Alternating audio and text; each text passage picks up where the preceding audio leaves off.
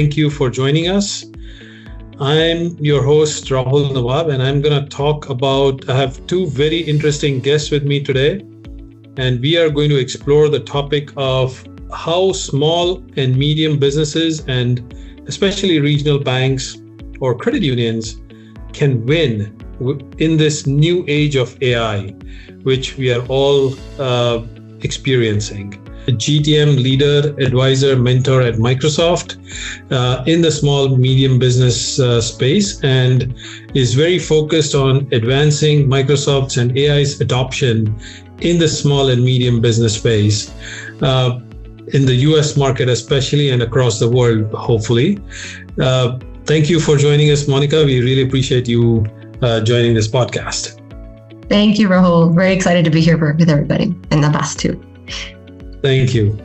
And our next guest is Abbas Merchant, who I've had the pleasure of working with closely for a good part of the last 20 years. And his experience is more than 30 years across industries, from banking, which has been the most recent experience, but Abbas has worked in all kinds of different industries, driving digital transformation and data transformation. Most recently, he was a chief marketing officer at Regions Bank, where he transformed marketing into a strategic partner for the business line and created it as a growth engine for the enterprise. So thank you so much, Abbas, for joining us. We really appreciate it. Thanks, Rahul.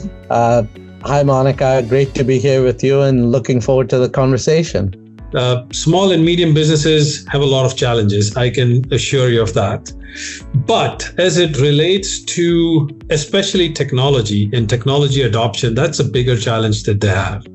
So Monica, the first question to you, what are the challenges small and medium businesses, SMBs, as we are going to start using it in the rest of the podcast, we're going to call it SMBs, are facing today? Yeah, so thank you for the space. Really, how is the SMB world really integrated into the very fabric of our lives? If we think about it, think about when you wake up in the morning, you go get your coffee in the corner. And then maybe later on, I'll do a transaction with my bank, and maybe the plugged-in chatbot is actually made by a startup in fintech, right? That's mobilizing that payment, right, or mobilizing that communication with me. So if we think about really how SMBs are such a fundamental part of the fabric of our everyday lives and our communities and how we live, it's fascinating. It's 8 million SMBs we've already sized here in the US, right? And what they all, I think, share together is, yes, they're resource constrained. Yes, they have a lot of challenges. They have access to capital is challenging, resource constrained, technical development is going so fast at such a fast pace, but they are resilient. They're creative. They know how to surpass all these challenges. They're agile. And so I love seeing when there's a challenge, there's an opportunity, right? And when we think about the SMB space, they're in so many different dimensions and different industries. We consider them more like from 1 to like 1,000 employees cross industry. And for us at Microsoft, the opportunity is huge. We see like it could be around 260 billion of market potential of what these SMBs could be adopting in technology to really help them fast track, right? And help become what we see and envision is almost like you have the power of a corporate, but with the agility of a startup. And so they are facing challenges. Yes, the power of these challenges are if we took it technology, we see a huge spectrum that's happening, beyond the tight labor markets, customer expectations are very high. We have, a lot of economic uncertainty, but in my discussions with customers and, through different partners, just as yourselves, they tell me, a lot of this is it's like a human component to this, the technical, it's not just, okay, what is this technology? What does it do for me? But how can I adopt it? How can I work through change management? How can my company, my CEO understand and get this, and see the importance of building an AI first mindset? And so I'm excited to talk more about with both of you, how we can really understanding of small businesses, what they are, who they are, and what really they are facing, which is very true. It's beyond technology. There's just a daily, human challenge, and a lot of the challenges they face and how adaptable and creative they are in solving them, and resilient is the term you use, which is very I think very interesting use of words. Abbas, I know you've worked especially a lot in the banking space, and while they are not truly small businesses as defined by the access to capital, because they have access to capital, but from a number of employees perspective, they tend to really fall into the 1 to 1,000 employee range. What do you think are the challenges they are facing? And similar to what Monica said, do you agree, or are there things that you would like to add to? Yeah, no, absolutely. I'd love to build upon services area. Rahul, as you mentioned, over 4,000 banks and over 4,000 credit unions. Majority of them are in that sort of SMB category. They face the same challenges that the SMBs face, but it's further compounded by the fact that they have to face the regulatory headwinds. There is also rising risk of fraud, and they also have to contend with things like the macro environment, the uncertainty around interest rates, right? So that all impacts them. When we look internally at financial institutions, they have other challenges which sort of represent opportunities that we'll talk about, right? The first is legacy systems, systems that are not connected. They're very old, archaic. Data is fragmented, and then there's inconsistent governance over that. So, right, that's sort of the landscape, the foundation that many of the financial institutions are working with. I want to double click on a couple of things, right? Monica painted a great picture of, SMBs, right? How they touch us, how we interact with them every day. They also they are the fuel behind the economy, right? They sort of represent about 65% of private sector jobs, and they represent 2/3 of all the new job creation, right? So there's a huge opportunity there among SMBs. And then connecting it to financial services, the financial institutions really fuel that growth. They provide the liquidity, the capital that helps the local economy grow and helps the SMBs grow. So I think there's sort of a symbiotic relationship there. All of this enabled by technology. So I'm sure we're going to talk a lot about how technology can help transform SMBs as well as financial institutions. Uncertainty in terms of macroeconomic uncertainties affect the banks, credit unions a lot differently than a larger bank who might have models that are running and AI telling them, here's how to park capital, right? The one part that I want to double click on with both of you is the technology landscape. If I'm a small business and I'm sitting trying to buy a technology, it is absolutely confusing and not easy to navigate. You're not getting attention from all the players, and whoever gives you the attention is giving you a cookie cutter solution. What is your thought on that? And maybe, Monica, we can start with you. How is Microsoft helping or connecting with small businesses that makes it different? Yeah, I mean, as we talked about, it's a huge market that's very dynamic. Given that the SMB space, the way we look at it, is so dynamic, it's so diversified, distributed across the whole country, different, local expertise is really needed and tailored solutions, right? And so given that, we've decided, and this is something that Satya, when he started at Microsoft, when he became CEO, he brought this whole concept of building an ecosystem of partners that for us to really help our SMBs really on their AI journey, and digital transformation. We need to really create this ecosystem of partners. And the way we see it is like anything from when we talk about like ISVs, resellers. But the most important is like thinking about you guys' prowess and how you guys lean in to help your customers, right? And for us, that is fundamental because you guys are the trusted advisors and evangelists, right? We have this concept called like the customer zero, where our partners have to be, it's kind of, we want the partners also to walk the talk. if we're going to talk about implementing AI within an SMB, whether it's through Azure or looking at going up within the stack, or implementing Copilot licensed across the company, or having a security framework, we need to really have everybody in the organization within the partner ecosystem also living and breathing that, right? So we also provide what's called like different assessments through, and our partners do it for us. So we have different types of assessments, whether it's on a security level, where we can see what are the different, what is the security risk levels that a company has, or we can do a Copilot assessment that partners will do on our behalf, that they'll be able to understand really how much exposure there is on the generative AI technology that the company's using, aka ChatGPT. But other things that we can be utilizing, but really that guidance and that diagnosis is super important for SMBs to have, and the partners are doing that for them, right? And I think also, going back on security, I think it's just so fundamental that we keep security at the core of what we're thinking about, right?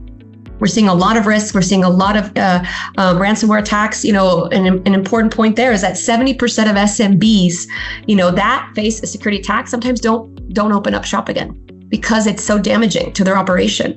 So there is a vulnerability, even more so than enterprises sometimes, with the SMB space. So we believe security needs to be at the center and have that, and within compliance, and help and address that same threat and that landscape. And that's why partners are there to help us in that journey with the SMBs. That's how we look at it. That's a fantastic way to think about it, and very refreshing, because small businesses are actually their clients as well, while they are themselves small businesses, right? So how do you think that technology adoption, digital transformation work in their environment? Less about technology and more about people and culture, right? So that's really important. The unfortunate part is that many times SMBs and banks and credit unions alike tend to sort of think of that as an afterthought. Right? So it's not front and center when they embark on this transformation journey. You get excited about the technology, so it has to be really important that you have to implement, deploy, leverage, and sort of activate the technology, but at the same time, change the culture, train the people, create a really different sort of a frame of mind within the organization. And I think that's where the partnership, that the technology that Microsoft offers really gives that enterprise grade level of tools and makes them accessible to SMBs, but not at the cost that would require an enterprise level budget, right? So it really helps fill that part of it. The other thing that where the partners really come in is really to help activate that, to translate that into scalable ROI, right? Working closely and integrating with the technology. And I think that's what we see in the financial services space, right? Many organizations, as I mentioned earlier, are starting with fragmented data, the legacy systems, and rather than focusing on just on adopting new tools, we work with them in establishing a strong data foundation, connecting the dots across legacy applications, but at the same time, activating the benefits of new technology as offered by, Microsoft Dynamics or Azure, so that they can be ready to really think about, change their mindset from a cultural, the organization can focus on training, culture change, but get assistance from technology, from Microsoft, as well as the partners in activating that technology, and gain from the experience the partners have gained by deploying this across multiple organizations, right? So to me, it seems like there's that symbiotic relationship between technology and partners that can help enable some of the financial institutions as well as SMBs in benefiting from the latest technology and the benefits, and do it in a scalable fashion. So that's interesting, right? But the weight of the term is actually probably the biggest one. So when you buy Microsoft, there is trust. But the point is, and I think Abbas, you brought up a very interesting point, which is scaling the value of what they are buying. That's where we feel, and we've seen, right, getting from, hey, I can live with 50% in a test environment, to I need 99% sort of model validation in the production environment. It's just difficult. So, and I'm now getting into this from technology selection. Let's assume we can understand whether it is Microsoft, AWS, whatever it is, we select a good technology, but how does one address the challenge of embedding, sort of running AI and embedding it into their ecosystem? Maybe Monica, I'll come to you. What is Microsoft doing? I mean, AI come to fruition. Yeah, I think like going back to our vision, no, exactly. So, our vision is to empower every SMB to do more with less and do it smarter with AI, right? And empower them so that they're operating almost as a corporate, but agile as a startup, right? And the way, we look at it, number one, I think, is just making sure that we have AI embedded in all of our tools, is like empowering the knowledge worker, right? When I, first started at Microsoft, imagine you're a company and you have a consulting firm come in and you have all these consultants floating around, accessing your CRMs, maybe some of your dashboards and BI, and they're looking at the data. And then you're like, wouldn't you want that consultant to have an ID, a name tag, right? The same idea with an agent, right? So we're starting to really have that agency over the agent so that we can control better the access of what information they're getting. So we see this, and it's because security is fundamental, and that's how we look at it with all the generative AI tools we have within our workspace. And I think, Abbas, you nailed it so well on just how the people first culture is so important, but the accompaniment you do with all of your customers, right? And being there in the whole journey is fundamental on how they can adopt the technology. And I think also when we look at each of the way we are implementing this, we always look at it from looking at tangible business outcomes. What are the workflows and pain points we're trying to alleviate? So when I sit down, for example, with a law firm, we're like, okay, what are the exact use cases we can build from this? Is it something that has to do with legal inquiry? Does it have to do with structuring your data? Does it have to do with something with how you process all the different clients coming through? What is a good case, a bad case? How do you determine that and start converting that into real use cases? And what is the technology to help you resolve some of those pain points you have in your workflows, right? But I'm excited. We're going to talk more about this, but how we can really build, for us at the fundamental is building that AI first mindset.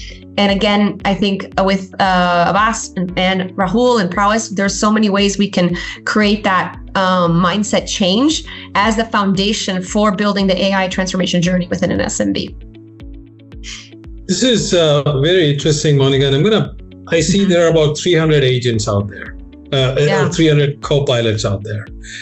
And when I'm a small business, it's I might be spending maybe 30 minutes a week to figure out this problem statement of technology.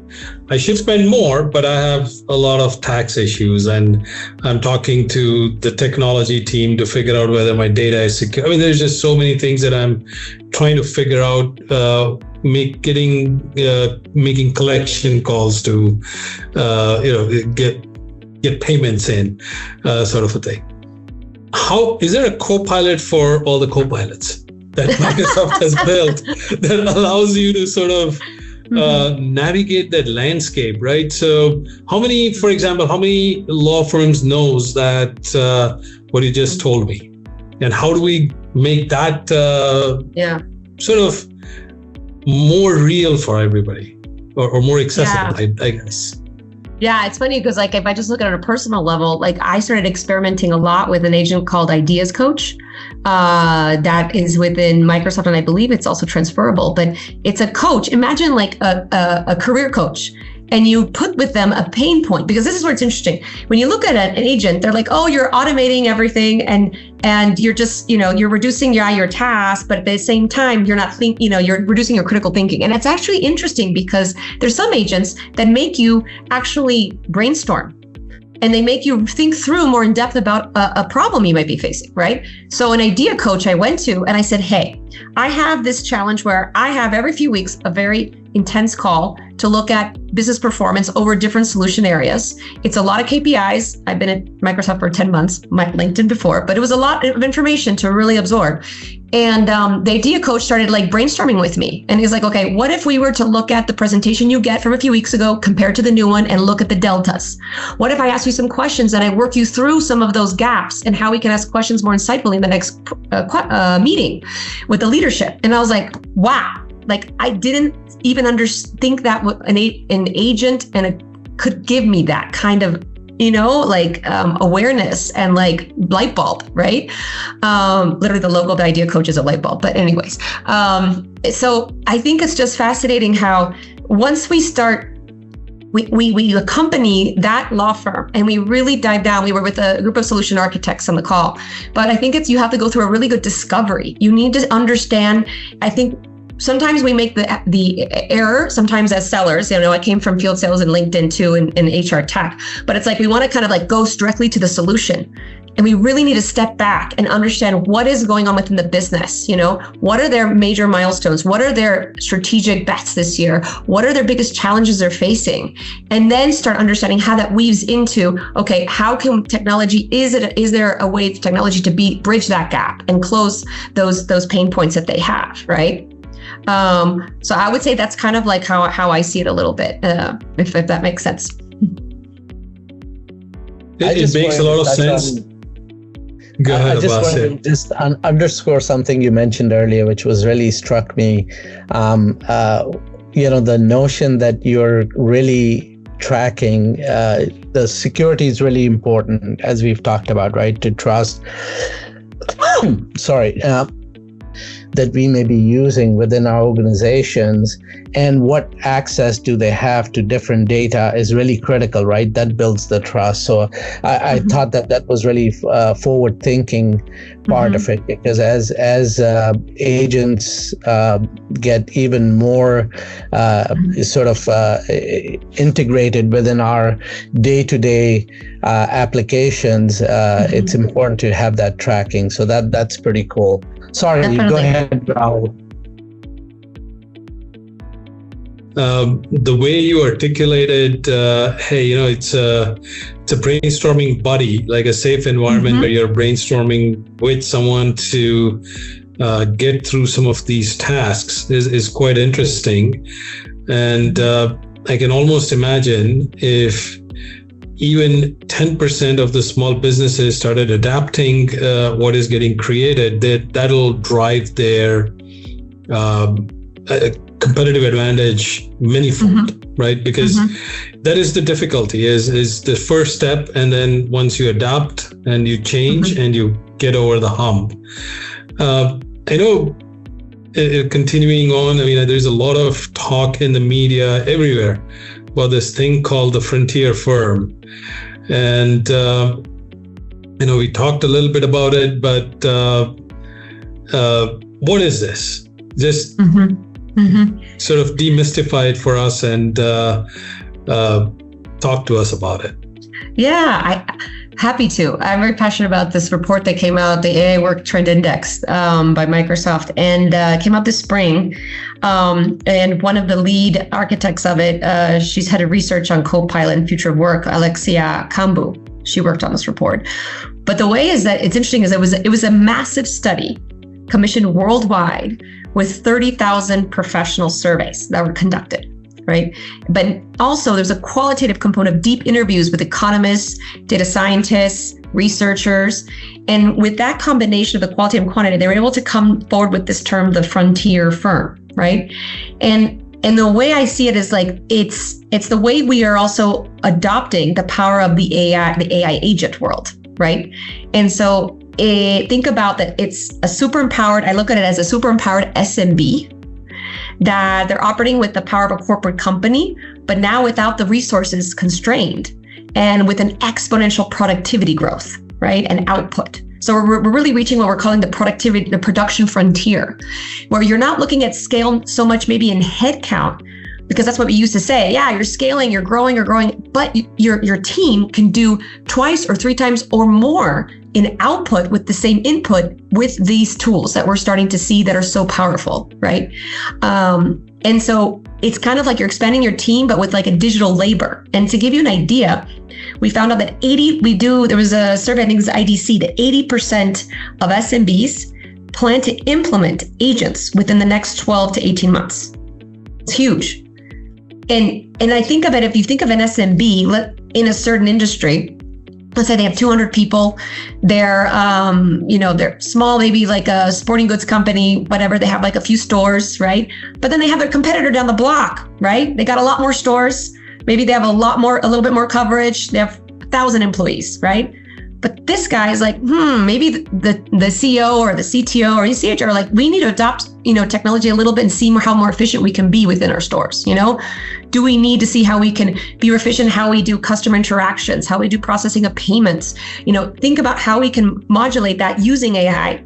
And the way they're going to adopt it is going to be so much more efficient and quicker, because they're quicker to really adopt the technology. They might be able to even produce a equally or better output than their competitor down the road. But they have less, but they're a fraction of the size of their competitor in the same industry. And maybe in the fintech or banking space of us, people like me who are non-technical, being sincere, can do and build these agents within a few minutes, right? And transform their workflows. So we're really essentially democratizing the access to AI and agents and technology to every member of the workforce, and everybody is a programmer without even programming themselves. I think that's quite fascinating. It's quite cool. It is indeed. I mean, just to add to it, look today, and this has been the trend for decades, right? Yeah. A couple of decades ago, if you wanted to, access technology, you had to build servers, buy servers, build all of that infrastructure, and that required a lot of capital up front, right? So now with, SaaS, cloud-based applications, and then with AI and agents, all of these capabilities are accessible as long as you have a browser, even through your iPhone, right? Or through your smartphone, right? So it is really, really transformative from that perspective, and it really drives. I'm really excited about how it's going to change the way we think, change the way we work, change the way we interact. About the frontier firms, just wanted to sort of expand on that within the lens of financial services. When I think about fintechs, right, they sort of fit the mold of frontier firms. They don't have a lot of technology debt, not very little, if any, legacy systems as such. And they are not only redefining or reimagining workflows, they're reimagining work, right? With AI at the core, at the center of their operations, enabling most of it. And what's happening is, it's sort of raising the bar for banks and credit unions that sort of focus on a much more expanded part of the value chain, right? Most of the fintechs tend to focus on one slice of the value chain, payments, lending, so it's less complex from that perspective. But at the same time, banks and credit unions are facing, are sort of have to contend with the competition from fintechs.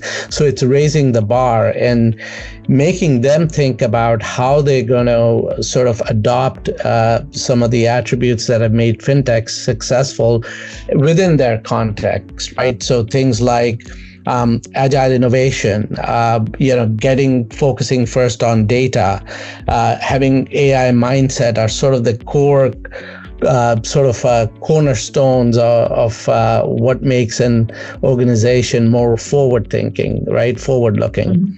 Some of the things that come to mind when we work with organizations, financial institutions, we first start with doing sort of a segmentation and understanding of their customer and client base, right? SMB audience. And based on that, looking at firmographics, behavior signals, what are their needs, what are their business models, objectives. Based on that, we can then come up with tailored sort of marketing strategies and products and solutions, advice and guidance that they can use to connect with their customers and audiences.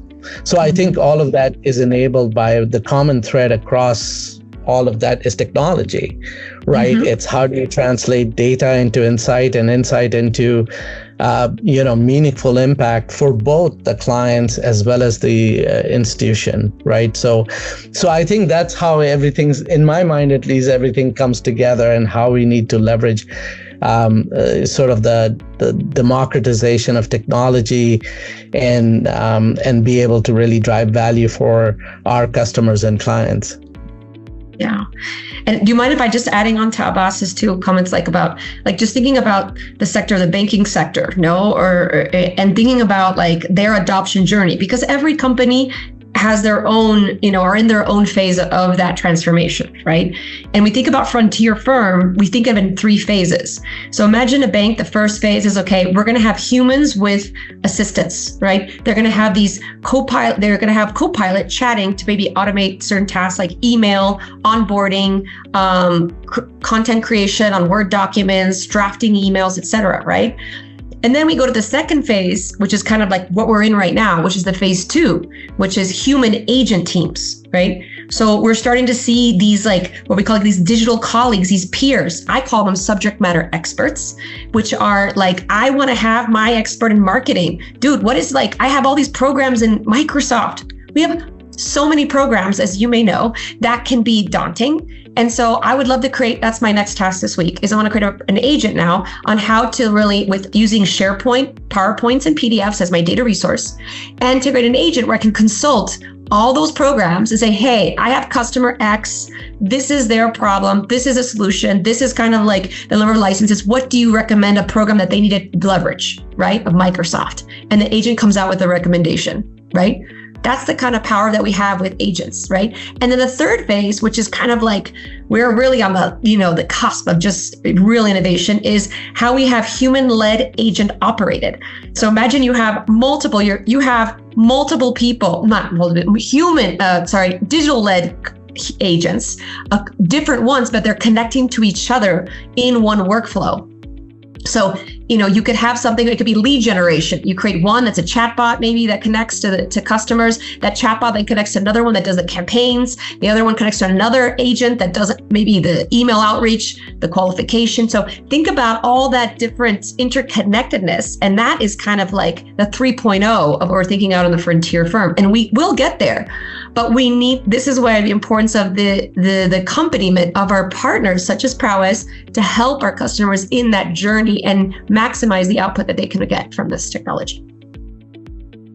Creating this aura of what is going to be my competitive advantage going forward. Maybe if I look at 2 years down the line, some of our, if you look at, I think you use the law firm as an example, or it could be a supply chain of someone selling shoes, as I think one of those was that as an example, right? A small business, a retail store, they might have a sourcing advantage of I'm sourcing from a certain location at a certain cost.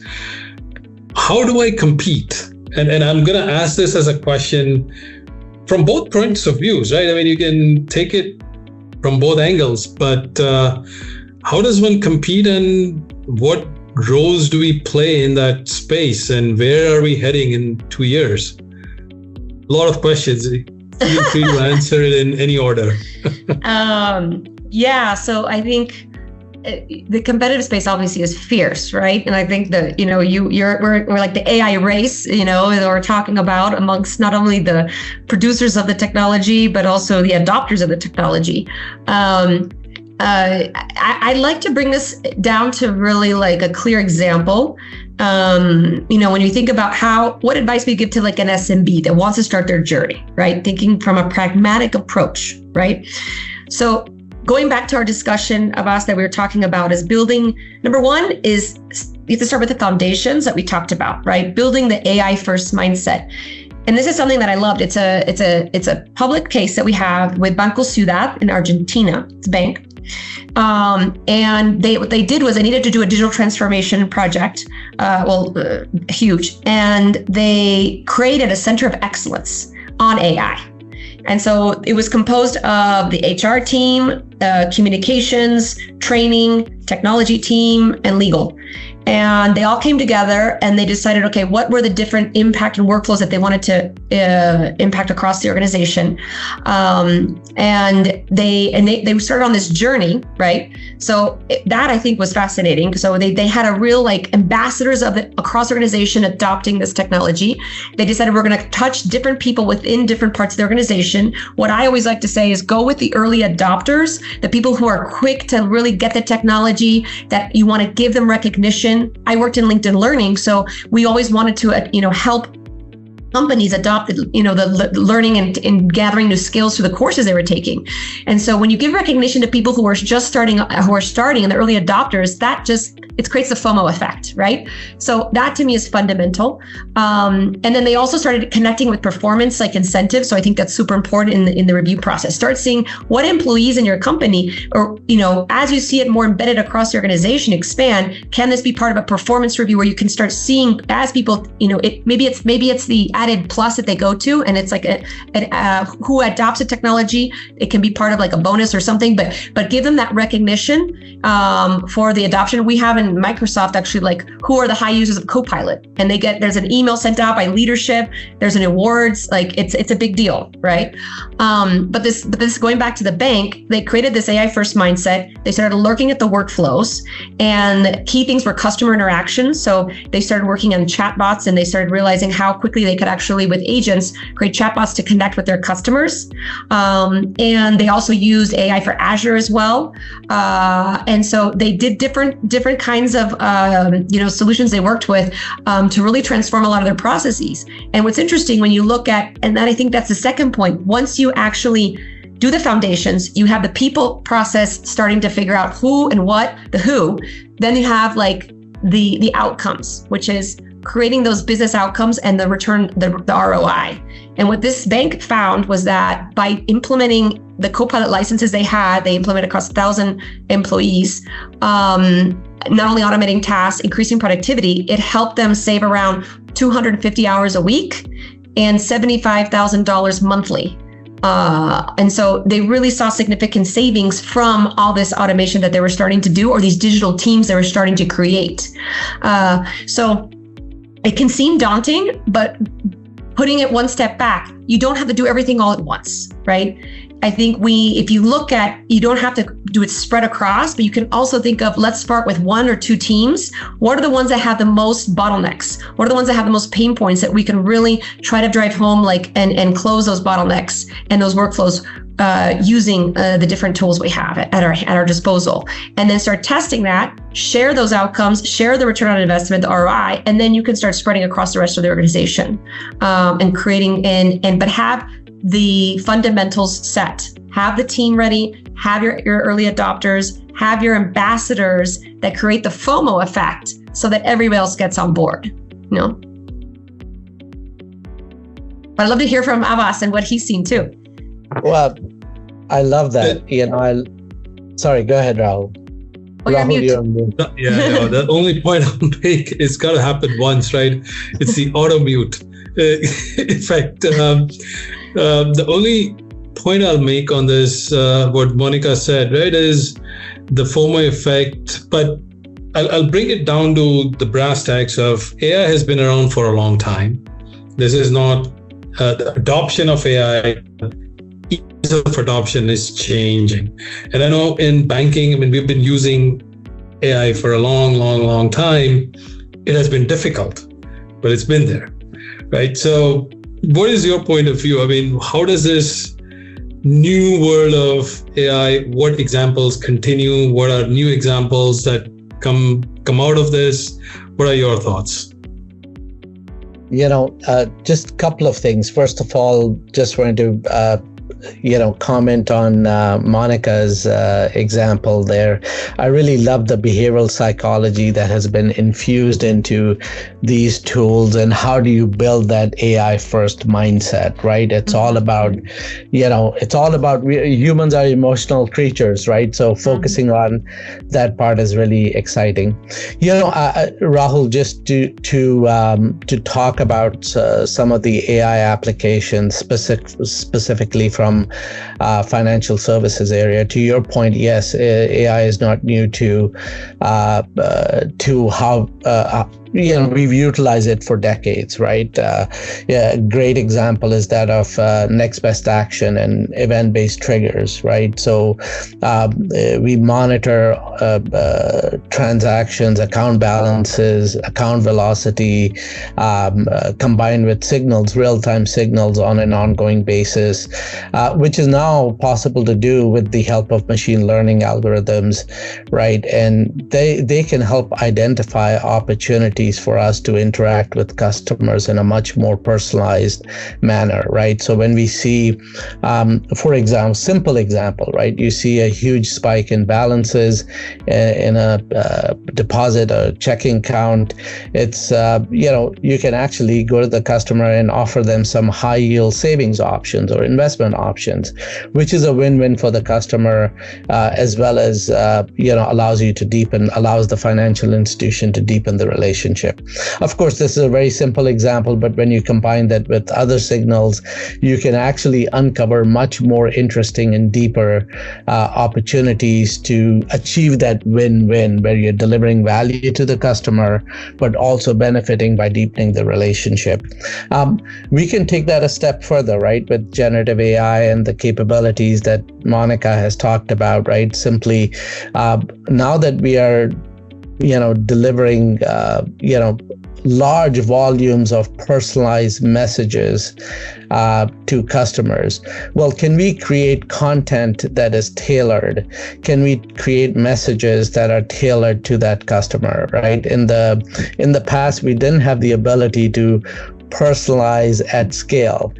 With generative AI, we've worked in several situations where we can generate personalized messages, emails, blog posts, communications, e-spots for customers, that at a scale and then much more faster and speed that wouldn't be possible before. So it's really combining the calculative part of AI that we've used in the past with sort of that creative part of which is possible through the capabilities we have available today, to really to take the personalization to the next level, right? To be not only identify the right moments, but deliver the right message. And when we've done this, we've seen double-digit increase in conversion rates, right? So it's been a great sort of a use case. That is fantastic, and I know now we are really getting into the how do we use AI to drive tons and tons of benefits at scale. So the promise is there, the results are there.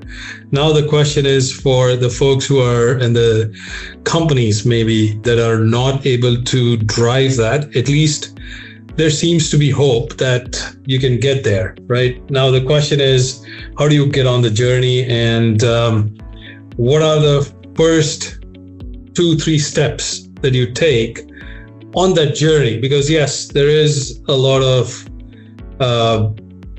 consternation around what's going to happen in 2 years with this whole AI, generative AI mindset, but there is hope in terms of value creation. There is hope in terms of there's competitive advantage. What should we do? If I'm just listening to this as a novice starting out, I've heard everything that's out there in the media, but really not taken any steps. So is there some simple things that we can give them as tools or starting points? Monica or Abbas, either one? Yeah, well, and just to kind of put some numbers behind this, especially in the agent space. Like last year, the agent space was around 5 billion of the market. Now they expect it to go to 47 billion, like almost 10 times more.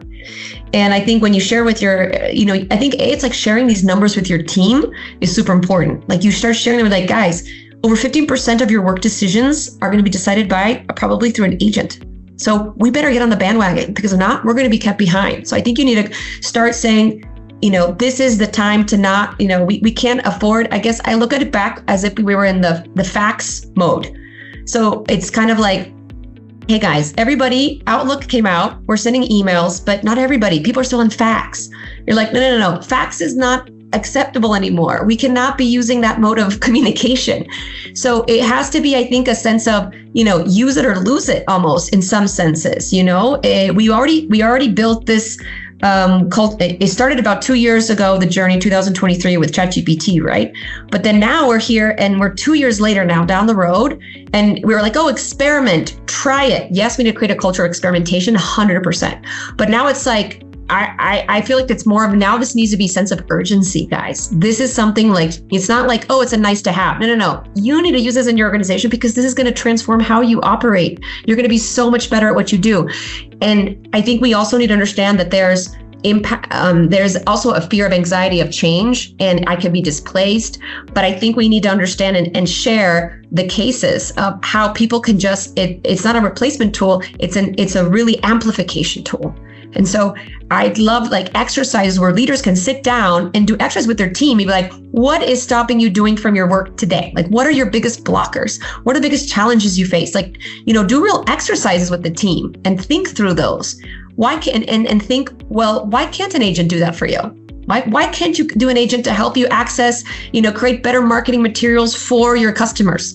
Why can't we think of an agent that's going to centralize all of our programs in one place, where we can start consulting and seeing what customer needs what marketing program? Why can't we create an agent that's going to go and do lead qualification in a much more efficient manner in the first phase, so that we can be more qualitative and be more hands-on in the second or third phase with the customers, when they really have an account exec on that call, and we can know how to tag and do decision trees much more efficiently on what customers should go to what resource in the company, right? So I think it's going back to baby steps, find those problems, troubleshooting, sit down with your team, create that culture. Though it has to be a CEO led initiative. The CEO has to be has to do buy-in for this to happen though. And 60% of digital transformation projects fail because of the people aspect, like Abbas was, alluding to in his moment, comment. So I think it's now or never. I kind of feel like now is the time to get on the journey, because if not, someone else is going to be better at you in doing it, and then you are going to be out competed, and you don't want that. Monica, the way you said that, I feel like just going and doing that, going after it right now. So I love the energy and the thoughts that you gave. I think those are critical. And or we'll get into the workforce in the next 2, 3, 4 years. How are their lives going to be different? What should they be thinking about? Because I know the skills that you learn in college, like coding, may not even be needed 3 years from now. What are the thoughts you have? How should the kids and the students think about the next 3 years? Well, I like to hear. I'm more curious about Abbas's comment, but mine. But I mean, my daughter. I have 3 daughters. They're still in elementary, middle school.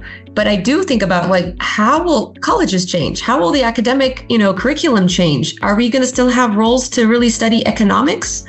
Or will it be I'm hearing a lot about, my husband's an economist, and how the economics field is changing drastically, and the demand is very different, right? It's not what it used to be. So a lot of professions are going to change dramatically. I'm going to give you a metaphor, and I don't know if it makes sense, but I think of an orchestra.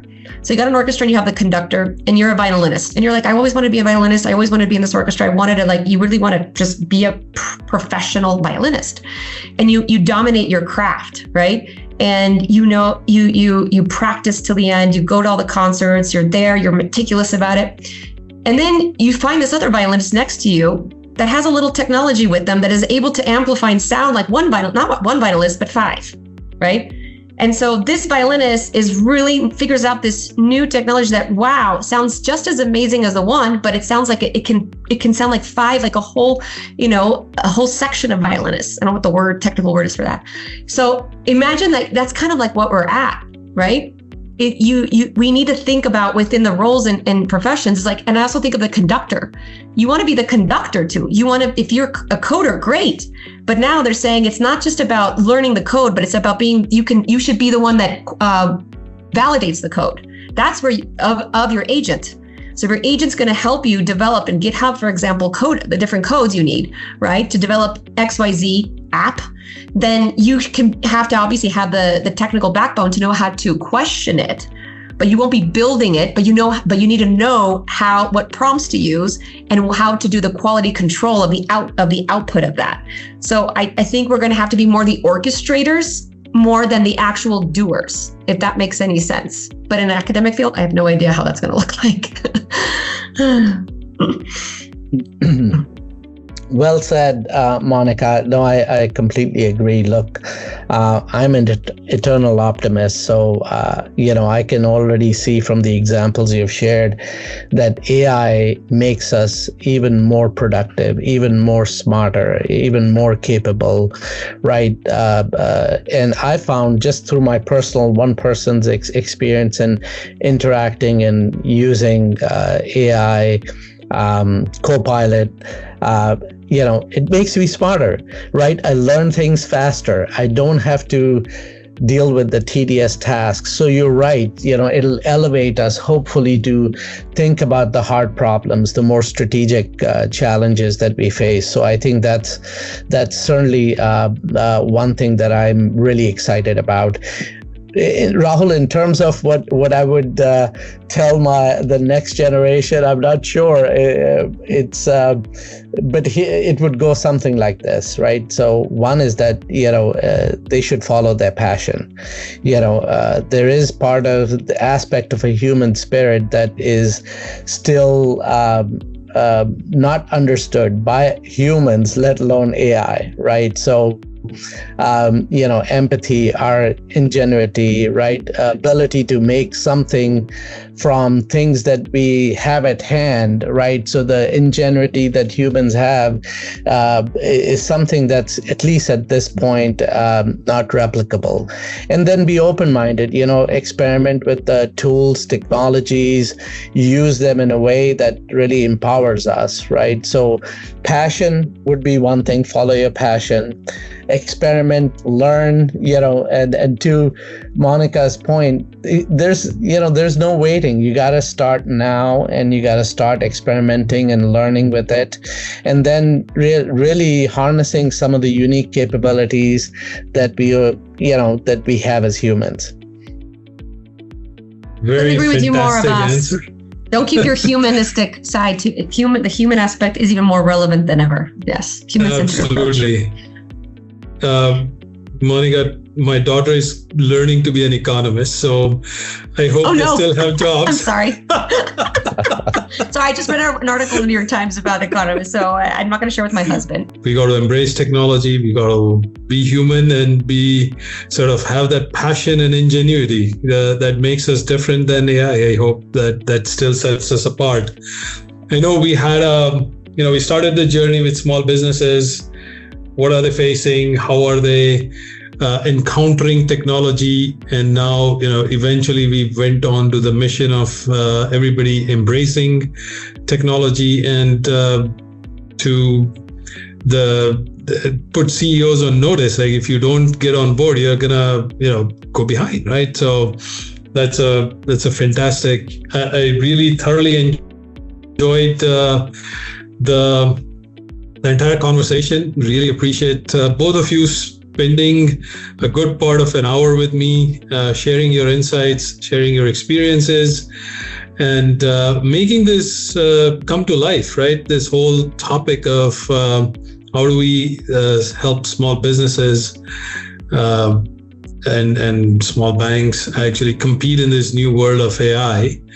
Thank you so much. What a pleasure to be with all of you. Very enlightening conversation. Thank you. Likewise. Thank you. This was great. We should do it again. Yes.